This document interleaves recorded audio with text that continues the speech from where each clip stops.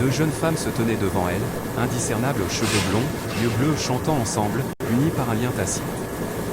Elles étaient le miroir l'une de l'autre, chaque mouvement de tête, chaque geste, un écho. Pourtant, il y avait quelque chose de plus, la courbe de leur sourire, la forme de leur visage, la façon dont leurs cheveux dansaient au vent. Quelque chose en elles criait, ce sont elles, ce sont mes filles. Comment était-ce possible? Les jumelles avaient disparu au Brésil. Comment étaient-elles apparues ici, en Europe, à chanter en public comme si de rien n'était? Estella tremblait. Elle regardait la vidéo en boucle, la mettant sur pause, la rembobinant, la comparant image par image avec de vieilles photos. Le doute s'évanouit, chaque cellule de son corps criait la même vérité, c'était Anna Clara et Isabella. Toute la nuit, elle a cherché des indices. Elle a remonté le profil du compte qui avait mis en ligne la vidéo et a épluché les commentaires jusqu'à ce qu'un utilisateur tague une page Instagram, Twin Voices Music. Estella a cliqué et trouvé les profils de deux jeunes artistes se produisant dans les rues d'Europe, Allemagne, Autriche, sur d'innombrables places.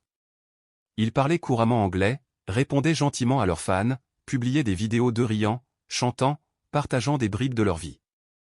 Mais aucune mention en rien du Brésil, de l'enfance, de la famille. Aucune photo d'avant 12 ans, comme si leur histoire commençait à mi-chemin. Son cœur battait fort. Étaient-elles vraiment ses filles ou était-ce un cruel coup du sort? Elle avait besoin de certitude et ne reculerait devant rien pour découvrir la vérité. Estella pouvait à peine respirer, sa main tremblait, ses yeux brûlaient, son cœur s'emballait. Tout chez ces jeunes femmes dans la vidéo criait « mes filles » et pourtant, elles lui semblaient si lointaines, si inconnues. La page musicale de Twin Voices confirmait qu'ils vivaient en Allemagne et effectuaient de brèves tournées à travers l'Europe. Ils avaient 31 ans, soit l'âge exact qu'auraient Anna Clara et Isabella aujourd'hui. Comment s'étaient-ils retrouvés dans ces rues? Pourquoi semblaient-ils oublier leurs origines, ou cachaient-ils quelque chose?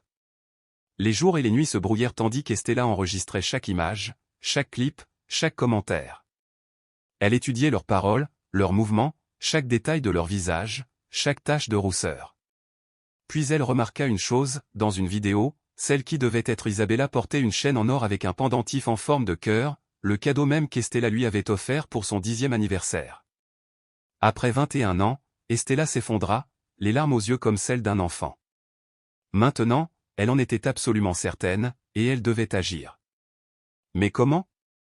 Une femme humble du cœur du Brésil, ignorante de toute langue étrangère, sans moyens financiers pour de longs voyages, comment pouvait-elle les joindre? Le désespoir la poussa à envoyer un message en portugais, « Bonjour, j'ai vu votre vidéo en ligne. S'il vous plaît, j'ai besoin de vous parler.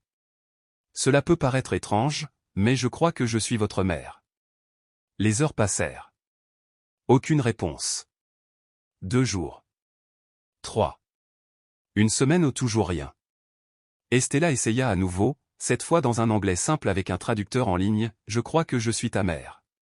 S'il te plaît, parle-moi. Je viens du Brésil. Je m'appelle Estella. » Rien. Pas de commentaire, pas de réponse, juste la douleur d'être bloqué. Bloqué. Ce mot lui fit l'effet d'un coup au ventre. Pourquoi la rejetterait-il? Ou quelqu'un d'autre avait-il le contrôle? Puis, de manière inattendue, un nouveau compte mystérieux est apparu, pas de photos, pas d'abonnés, pas de description. Un seul message, arrêtez de les chercher. Ils ne savent pas qui ils sont. Si vous continuez à les chercher, vous risquez de leur faire du mal. Le monde d'Estella a basculé. Qui était cette personne? Comment connaissait-elle son histoire? Pourquoi taire la vérité? Son esprit repensa à des fragments oubliés de cette terrible journée, une voiture noire discrètement garée au coin de la rue où les jumeaux avaient disparu. Elle ne l'avait jamais remarqué auparavant, mais à présent, chaque souvenir lui revenait avec la force d'une tempête. C'était logique, Estella fouilla dans des dossiers de police poussiéreux, exigeant l'accès à chaque déposition de cette époque. En épluchant les rapports les uns après les autres, elle tomba sur une affirmation de témoin selon laquelle 2 filles étaient montées dans une voiture noire immatriculée à Sao Paulo. À l'époque, les enquêteurs avaient rejeté cette affirmation, la jugeant confuse et sans fondement. Sans se laisser décourager, Estella se rendit au commissariat et les supplia de rouvrir l'enquête. On lui répondit que l'enquête était close depuis 21 ans, qu'on ne pouvait rien y faire. Pourtant, elle refusa d'abandonner. Elle a réalisé une vidéo. Elle y racontait son histoire et montrait des photos de ses filles. Elle mentionnait un bracelet, partageait un message mystérieux et le publiait sur des forums de personnes disparues et sur les réseaux sociaux. Puis, un événement extraordinaire s'est produit, la vidéo est devenue virale. Des milliers de personnes l'ont partagée, accompagnée de messages d'espoir, elle se ressemble, on ne peut pas le nier, et des personnes du monde entier ont commencé à enquêter par elles-mêmes. De l'Allemagne au Brésil en passant par les États-Unis, des détectives en ligne ont épluché les archives, croisé les images et tenté de retrouver les jeunes femmes en personne. Au milieu de ce tourbillon, Estella reçut un message d'une femme de Munich nommée Clara. « Bonjour, disait-il. J'ai vu votre vidéo. Je connais ces filles. Elles chantent généralement sur la place près de chez moi. Un jour, je les ai abordées et elles m'ont dit qu'une Autrichienne nommée Margaret les avait adoptées à 12 ans. Mais elles ne se souviennent de rien de son passé. Dès que j'aborde le sujet, elles changent de sujet. Un jour, j'ai vu Isabella pleurer seule après une chanson, j'ai senti que quelque chose clochait. Estella répondit immédiatement, demandant de l'aide. Clara promit de parler aux filles. Fidèle à sa parole, elle retourna sur la place, attendit la fin du spectacle et s'approcha des chanteuses avec un cadeau, 2 petits pains sucrés à la goyave et à la noix de coco, une recette brésilienne. Quand Anna Clara sentit l'odeur, ses yeux se remplirent de larmes. « Ça me rappelle quelque chose », murmura-t-elle. Isabella lui prit la main. « Moi aussi, je le sens », dit-elle d'une voix tremblante, mais je ne me souviens plus de quoi. Puis Clara parla doucement, « Il y a une femme au Brésil qui prétend être ta mère. Tu as disparu depuis 21 ans. Elle n'a jamais cessé de te chercher. Elle t'a vu dans une vidéo et t'a reconnu immédiatement. » Les jeunes femmes se turent, puis s'éloignèrent. Le lendemain, Clara reçut un appel d'un numéro inconnu. Une voix féminine glaciale l'avertit, « Arrête de fourrer ton nez là où il ne faut pas », mais Clara ne s'abandonna pas. Chaque jour, elle retournait sur la place avec des lettres d'Estella, traduites en allemand. Un matin pluvieux, quelque chose changea. Les filles attendaient, les yeux rivés sur Clara, l'une serrant une lettre. Elles s'approchèrent timidement. Isabella demanda, « Pouvez-vous nous mettre en contact avec cette femme ?» Clara sourit. Elle avait attendu cela pendant 21 ans. Cette nuit-là même, le téléphone d'Estella sonna, un appel vidéo retentit. 2 jeunes femmes nerveuses, les larmes aux yeux, se tenaient derrière Clara. En les voyant, Estella ne put retenir ses larmes. Après un silence stupéfait, Anna Clara demanda, « As-tu une cicatrice à l'épaule ?» Les mains tremblantes, Estella souleva son chemisier pour révéler la petite cicatrice en forme de croissant qu'elle portait depuis l'âge de 5 ans. Les sœurs pleurèrent et l'une d'elles murmura, « Oh mon Dieu, c'est toi. Je me souviens de toi. » À ce moment-là, après 2 décennies d'absence, Estella a finalement regardé ses filles dans les yeux et le vide qu'elle portait depuis l'enfance a commencé à se remplir d'un amour qui n'avait jamais vraiment disparu. « Vous êtes mes filles », sanglota Estella en se couvrant la bouche. Isabella se serra contre elle. « Je me souviens de l'odeur de tes cheveux », dit-elle en regardant sa mère, « et du son de ta voix qui me chantait pour m'endormir. » Anna Clara hocha la tête à travers ses larmes. Et l'histoire du soir de « l'étoile qui ne dort jamais », celle qu'Estella avait inventée pour les réconforter s'est avérée être un secret que seule pouvait connaître. Elle était réelle. Pourtant, tant de questions subsistaient. Comment avait-il été enlevé? Qui était Margaret? Pourquoi croyaient-ils avoir été adoptés à 12 ans alors qu'ils avaient disparu à 10 ans? Et pourquoi ne se souvenaient-ils de rien avant cet âge? Estella savait qu'elle devait les tenir dans ses bras, pas seulement sur un écran. Elle a lancé la campagne la plus difficile de sa vie, collecter des fonds en ligne pour voyager en Allemagne. Son histoire a ému des milliers de personnes et, en moins de 10 jours, elle avait ses billets, son visa et le cœur battant d'impatience. À l'aéroport, elle n'avait emporté qu'une petite valise et une enveloppe remplie de vieilles photos, de dessins d'enfance et de la poupée de chiffon que chacune de ses sœurs avait aimée. À Munich, Clara la rencontra et la conduisit dans un café chaleureux. Les jeunes femmes attendaient, nerveuses. Lorsqu'elles aperçurent Estella, elles se levèrent lentement, incertaines de la réalité. Isabella fit le premier pas puis Anna Clara et elles coururent se jeter dans les bras ouverts de leur mère. L'étreinte dura de longues minutes, 3 âmes brisées se retrouvaient. Les spectateurs pleuraient, sentant qu'ils étaient témoins de quelque chose de profondément important. Après cela, ils restèrent assis en silence jusqu'à ce qu'Anna Clara demande enfin, « Pourquoi ne nous avez-vous pas cherchés ?» Les yeux d'Estella s'écarquillèrent, comme poignardés. « Je n'ai jamais arrêté », s'écria-t-elle. puis elle leur raconta tout, comment elle avait perdu son emploi, comment elle était retournée au bureau en courant pour constater qu'ils étaient partis, comment la police avait ignoré ses supplications, comment ses voisins l'avaient accusée d'avoir vendu ses propres filles. Ils écoutaient, silencieux et stupéfaits, reconstituant la vérité de l'enfance qui leur avait été volée et de l'amour féroce qui ne les avait jamais lâchés. Estella a dû faire face à la femme qui avait emmené ses filles, mais les filles ont hésité. « Tu crois qu'elle nous a kidnappés » murmura l'un d'eux. « Je ne pense pas, j'en suis sûr » répondit Estella d'une voix ferme.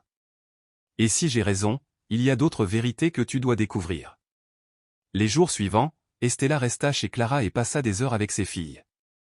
Elle apprit leurs moindres chorégraphies, les instruments qu'elles utilisaient pour leurs concerts, et se plongea dans leurs cahiers de composition, dont les pages étaient remplies de paroles évoquant un vide sans nom, un lieu disparu, une maison dont personne ne se souvient. « C'est notre âme qui essaie de se souvenir » dit Estella, les yeux brillants d'excitation, jusqu'au jour de la visite à la clinique. Déterminée, elle s'habilla impeccablement, serrant une lettre à la main. Anna, Clara et Isabella l'accompagnaient.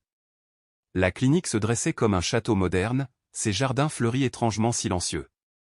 À l'intérieur, Margaret était assise sur une chaise, le regard perdu dans le vide. Ses cheveux gris étaient soigneusement coiffés, mais son regard était terne. Les filles la saluèrent d'un signe de tête respectueux. Estella resta en retrait pour observer. Puis Margaret leva les yeux et se releva lentement. Elle s'arrêta devant Estella. « Je m'appelle Estella, dit-elle d'une voix tremblante.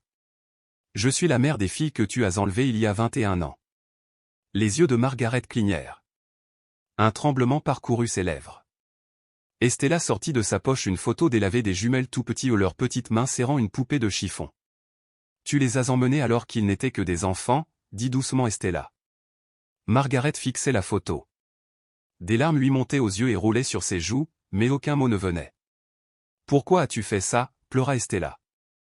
Les infirmières se sont précipitées. « La visite est terminée » a dit l'une d'elles.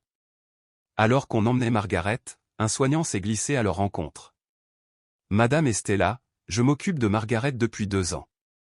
Il y a quelque chose que vous devez voir. » Elle tendit une enveloppe à Estella. À l'intérieur se trouvait le journal de Margaret. Sur la première page, d'une écriture ferme, on pouvait lire « Ce que j'ai fait en 2002 me condamnera à jamais. » Estella, Anna, Clara et Isabella échangèrent des regards stupéfaits. C'était le début des réponses à leur plus profond mystère. Mais qu'avait donc écrit Margaret? Quelle terrible vérité Estella allait-elle découvrir, des vérités qui allaient non seulement transformer sa propre histoire, mais aussi celle de ses filles à jamais? Dans la voiture, le silence les enveloppait, chaque souffle lourd comme chargé du destin. Estella serrait le journal d'une main tremblante, ses filles se penchant contre elle, partagées entre l'anxiété et la peur. La première phrase suffisait à faire trembler le monde. « Ce que j'ai fait en 2002 me condamnera à jamais. » Ils atteignirent le petit appartement de Clara et s'enfoncèrent dans le canapé usé du salon. Estella prit une longue inspiration et ouvrit le journal. « La première fois que je les ai vus, lut-elle, c'était dans un café de Rio de Janeiro. Ils étaient seuls, leur mère distraite, et à cet instant, le mal a trouvé sa chance. » Estella porta une main à sa bouche. Les larmes coulèrent à flots. C'était réel. Margaret avait pris le contrôle, elle avait vu les filles, les avait enlevées. « Je les ai observées pendant des jours » avait écrit Margaret. « J'ai appris leurs emplois du temps, leur routine, l'amour insouciant de leur mère. J'étais obsédé. Quelque chose me disait que ces filles m'appartenaient. » Isabella et Anna Clara restèrent figées, le choc gravé sur leur visage. Cette nuit-là, je les ai suivis jusqu'à leur immeuble. J'ai attendu que leur mère sortait, en quelques minutes, je les ai eus. Une voiture les attendait. Tout s'est passé en silence. J'ai drogué leur boisson dans le parc pour qu'ils ne se réveillent pas et ne pleurent pas. C'était le crime parfait, du moins je le croyais. Le corps d'Estella tremblait de douleur. En Roumanie, poursuivait le journal, j'ai falsifié des papiers. J'ai prétendu qu'ils étaient orphelins, j'ai utilisé d'anciens contacts qui me devaient des services. À leur réveil, je leur ai dit qu'ils avaient été abandonnés et qu'ils étaient désormais en sécurité. Ils ont pleuré pendant des jours, mais ils l'ont accepté ou peut-être même s'y sont-ils habitués. Je me suis menti à moi-même en pensant que je leur offrais une vie meilleure. Je savais que j'avais détruit une famille, mais mon orgueil et ma folie m'aveuglaient. Je leur interdisais tout contact avec le monde extérieur. Plus ils grandissaient, plus ils me haïssaient sans savoir pourquoi. Estella ferma le journal. Je ne peux pas. S'étrangla-t-elle. Isabella lui prit la main. Maman, laisse-nous lire avec toi. On est forte. On a besoin de savoir. Ils continuèrent donc à lire, page après page. Margaret avoua sa culpabilité, sa peur constante d'être démasquée, comment elle avait évité les réseaux sociaux, déménagé de ville en ville, changé les prénoms de ses filles, et même inventé des dates de naissance différentes pour les séparer. Ils m'ont demandé pourquoi ils se ressemblaient tant, pourquoi ils n'avaient aucun souvenir d'enfance. Je leur ai expliqué que c'était un traumatisme, qu'être jumeaux était un hasard, que leurs parents avaient disparu. Estella pleurait et souriait à la fois. À chaque ligne, un morceau de son âme commençait à guérir. Puis vint une révélation inattendue. En 2011, un homme s'est manifesté. Il a dit qu'il était au courant pour les filles et qu'il avait contribué à effacer les images de surveillance de l'immeuble. Il m'a menacé de me demander de l'argent, mais m'a donné une copie des enregistrements pour me protéger. Si jamais j'étais découvert, je pourrais m'en servir pour me défendre ou négocier. Les yeux d'Estella s'écarquillèrent. Des images de vidéosurveillance ? Pendant toutes ces années, la police a dit qu'il n'y avait pas de caméra. Il m'a laissé les cassettes, avait écrit Margaret. Elle montre le moment exact, la voiture, la plaque d'immatriculation. Estella faillit tomber du canapé. Ce pourrait être la preuve ultime. Tu crois qu'il en existe encore une copie ? Demanda Anna Clara. Estella hocha la tête. Si Margaret l'a gardé, il doit être avec ses affaires, ou à la clinique. Le lendemain matin, munis de l'autorisation signée d'Isabella et d'Anna Clara, désormais reconnus légalement comme mineurs par les documents allemands, ils retournèrent à la clinique. Le directeur les accueillit respectueusement. Margaret possède un coffre-fort privé ici depuis son arrivée. Personne n'est autorisé à y toucher, mais compte tenu de son état et avec votre permission, vous pouvez y accéder. Le cœur d'Estella battait fort. Dans une pièce privée, ils s'approchèrent d'un coffre-fort en argent encastré dans le mur, dont la serrure était verrouillée par un mot de passe. Margaret avait laissé des instructions dans son dossier médical. Le coffre s'ouvrit avec un clic, révélant une petite boîte en bois. Les mains tremblantes, Estella souleva le couvercle. À l'intérieur se trouvait une cassette VHS étiquetée « Rio de janvier 2002 », 2 faux passeports, une photo des filles endormies dans une voiture et, au fond, une lettre cachetée adressée à Estella. Ses jambes s'affaiblirent. Elle ouvrit la lettre. L'écriture correspondait à celle du journal, des mots d'une sincérité douloureuse. « Estella, si tu lis ceci, c'est que la vérité a éclaté. Je ne te demande pas pardon, car je n'en suis pas digne. Je te supplie seulement de prendre soin d'eux. Puisses-tu retrouver ce que j'ai perdu et leur montrer qui est leur vraie mère, la mère la plus forte du monde. » Estella retint son souffle. C'était plus qu'une confession, c'était un dernier appel à la rédemption et le début d'un nouveau chapitre pour elle et ses filles. J'étais faible, imprudente, égoïste, mais je n'ai jamais cessé de les considérer comme mes filles, même si ce n'était jamais juste. Estella sanglotait sans retenue, et les jumelles la serraient dans leurs bras. À cet instant, un nouveau chapitre commençait.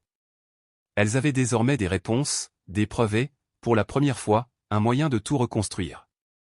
Quelques jours plus tard, la vieille cassette VHS a été numérisée. Le résultat fut accablant. On y voyait clairement Margaret quitter l'immeuble en berçant les 2 fillettes et monter dans une voiture noire dont la plaque d'immatriculation était partiellement visible. Un homme exactement comme décrit dans le journal a aidé à fermer la portière. Estella a apporté la vidéo à la police. Une enquête internationale a été ouverte et l'affaire a été officiellement rouverte. Les gros titres au Brésil et en Europe ont fusé, une mère retrouve ses jumelles 21 ans après leur disparition, et, un secret dévoilé dans une vidéo en ligne. L'impact fut immense. Estella fut invitée à des interviews, des documentaires et des émissions de télévision, mais elle refusa presque toutes les invitations. « Je ne veux pas la célébrité », insista-t-elle. « Je veux juste passer du temps avec mes filles. » Isabella et Anna Clara, aujourd'hui âgées de 31 ans, décidèrent de passer quelques mois au Brésil pour arpenter les rues qui les avaient vues naître, revoir leur terrain de jeu d'enfance et revisiter la maison où elles avaient vécu. Lorsqu'elles arrivèrent dans cette vieille rue familière, Estella eut du mal à se contenir. Les fantômes du passé y persistaient, mais la lumière emplissait désormais leur maison d'enfance. Elles rencontrèrent d'anciens voisins qui pleurèrent en les voyant. Tu as disparu, s'écria l'un d'eux. On n'aurait jamais cru te revoir. Ta mère n'a jamais abandonné. Estella leva les yeux au ciel et vit l'étoile polaire, la même étoile de l'histoire du soir qu'elle leur racontait, celle qui ne dort jamais et qui, peut-être, d'une manière mystérieuse, veillait sur ses filles jusqu'à leur retrouvaille. Mais des questions subsistaient. Qui était l'homme qui avait aidé Margaret? Comment les images avaient-elles été effacées et pourquoi avaient-elles refait surface en ligne après tant d'années, et au bon moment? La réponse allait bientôt surgir, et cela allait bouleverser tout ce qu'Estella et ses filles pensaient savoir. Une fois la vidéo parvenue aux autorités, la disparition des jumeaux en 2002 fit la une de la presse internationale. Programmes télé, chaînes internet et équipes de tournage rivalisèrent pour raconter leur histoire. Ce qu'Estella ignorait, c'est que quelqu'un d'autre la regardait aussi, quelqu'un déterminé à cacher toute la vérité. De l'autre côté de l'océan, dans un coin tranquille de Roumanie, un homme aux cheveux gris était assis devant son ordinateur. Son visage, celui des journaux, le fixait, le même homme que sur la cassette VHS. Il s'appelait Vladimir Stoica, un ancien employé d'un consulat européen qui avait bénéficié d'un accès privilégié aux images de sécurité et aux connexions nécessaires pour effacer les vidéos et falsifier les identités. Il resta assis en silence pendant des heures, puis ouvrit un dossier secret. À l'intérieur se trouvaient des dizaines de faux papiers d'identité et, à la surprise générale, des photos d'autres enfants. Margaret n'était pas la seule à avoir séparé des enfants de leur famille. Vladimir avait été la cheville ouvrière d'un réseau d'adoptions illégales à travers l'Europe au début des années 2000. Mais quelque chose n'allait pas chez les jumeaux d'Estella. Ils étaient réapparus, et maintenant le monde entier les observait. Pendant ce temps, au Brésil, Estella reçut un appel anonyme. « Il faut que vous sachiez la vérité sur la vidéo », dit une voix grave et ferme avec un accent étrange. « Je m'appelle André. J'étais chauffeur et intermédiaire. J'aidais à déplacer des enfants d'un pays à l'autre. Mais avec vos filles, quelque chose a changé. Elles pleuraient, appelaient leur mère, et l'une d'elles chantait même cette berceuse que vous entendez sur la cassette, la même chanson que le monde entier écoutait en ligne. » Il hésita, puis ajouta, « Margaret ne travaillait pas seule. L'adoption n'était pas seulement une obsession pour elle, ils étaient vendus. Il y avait de l'argent en jeu. Un de mes parents fortunés m'a commandé des jumeaux avec des caractéristiques particulières, peau claire, yeux bleus, cheveux blonds. » Estella s'effondra au sol. « Non, mes filles n'ont pas été vendues, Alta-t-elle. Et c'est pour ça que Margaret s'est enfuie avec eux, poursuivit André. Elle a essayé de les protéger, et ils l'ont aidée. Mais un homme riche s'est mis en colère et l'a poursuivie, la forçant à continuer à avancer et à rester discrète. La révélation fut stupéfiante. Ce qui semblait être l'obsession personnelle de Margaret relevait en réalité d'un phénomène bien plus sombre, un réseau international de trafic d'enfants. Estella exigea de savoir qui était l'acheteur. André hésita de nouveau. Un puissant homme d'affaires nommé Dorian Dragisi, dit-il finalement. Il voulait des jumeaux parfaits. Mais au dernier moment, il changea d'avis et disparut. Anna Clara murmura, « Est-ce qu'il nous a sauvés ?» « Eh oui, » répondit André. « Malgré tout, il t'a préservé de quelque chose de bien pire. »« Dorian est-il toujours en vie ?» demanda Isabella. « On dit qu'il est à l'article de la mort, » dit André à voix basse. « Ils le regrettent, ou peut-être ont-ils juste peur. » Fort des preuves d'André au contrat, photos, enregistrements, Estella confia tout à la police internationale. Des mandats d'arrêt furent émis contre Vladimir Stoica, et l'enquête sur le passé de Dorian Dragisi commença. Mais les surprises ne s'arrêtaient pas là. Estella reçut une lettre remise par un mystérieux avocat. Elle venait de Dorian lui-même, des excuses aux filles qu'il n'avait jamais rencontrées. Il avoua avoir créé un fonds des années auparavant, espérant qu'il leur serait utile un jour. Y étaient jointes les coordonnées bancaires d'un compte d'1 million d'euros. Les jumeaux restèrent incrédules. « Allons-nous accepter cela ?» demandèrent-ils. Estella répondit doucement, « Cela ne compensera jamais ce qu'on nous a volé. Mais peut-être pourrons-nous l'utiliser pour soigner d'autres familles. » Ils ont utilisé cet argent pour fonder le projet Étoile du Nord au Brésil, une fondation qui vient en aide aux mères dont les enfants ont été perdus ou victimes de la traite. Ils ont ainsi redonné espoir à des dizaines de familles. Margaret, toujours en vie dans une clinique, reçut la visite d'Isabella. Les larmes lui montèrent aux yeux. « Me détestes-tu » demanda-t-elle. « Non » répondit Isabella, « je choisis de me souvenir de toi comme de la femme qui nous a sauvés à la fin. » Margaret pleurait, pour la première fois depuis des mois. Dehors, Anna Clara attendait. Les sœurs s'enlaçaient. Nous avons retrouvé notre mère, notre histoire, et maintenant un avenir, murmura Estella. Au-dessus d'eux, l'étoile polaire brillait plus fort que jamais. Des mois ont passé depuis que les jumeaux ont appris toute la vérité sur leur disparition, les adoptions frauduleuses et le réseau criminel derrière le projet Étoile du Nord. Des familles du Brésil et du monde entier ont contacté la fondation, partageant leurs histoires de douleur, de recherche et d'espoir. Parmi elles, un message allait changer à jamais le destin de la famille. Tard un soir, Estella triait des courriels pour le site web de la fondation lorsqu'un objet a attiré son attention. Urge, j'ai rencontré ces filles en 2003.